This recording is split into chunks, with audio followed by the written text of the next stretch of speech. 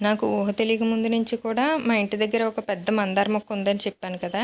దానికి కూడా ప్రతి సంవత్సరం పిండి నల్లి వస్తూ ఉంటుంది. అయితే పిండి నల్లికి మనం రకరకాల పెస్టిసైడ్లు ఇస్తూ ఉంటాం. కానీ మా అమ్మగారికి ఈ పెస్టిసైడ్ల గురించి ఏమీ తెలీదు. తనకు తెలిసిందల్లా పసుపు నీళ్ళు చల్లడం, అలాగే అప్పుడప్పుడు సాంబ్రాణి ధూపం వేయడం. కానీ మా అమ్మగారికి ఈ పసుపు ఒక ఫంజిసైడ్లా పనిచేస్తుందని కానీ, పిండి నల్లి అనేది ఒక పెస్ట్ అని కానీ అస్సలు తెలీదు. అయినా ఎందుకు ఉపయోగిస్తారంటే, ఈ పసుపు ధూపం మనం దిష్టి తగిలినప్పుడు, అలాగే మైలుగాలి తగిలినప్పుడు మన వాళ్ళు సాంప్రదాయంగా వాడుతూ ఉంటారు. నిజానికి మన పూర్వీకులు, ఋషులు ఇలాంటి సైన్స్ని తీసుకొచ్చి మన సాంప్రదాయాల్లో మూఢనమ్మకాలతో ముడిపెట్టేశారు కాబట్టే మన పెద్దలు ఇప్పటికి కూడా ఇలా వాడుతూ ఉన్నారు, కారణాలు తెలియకపోయినా.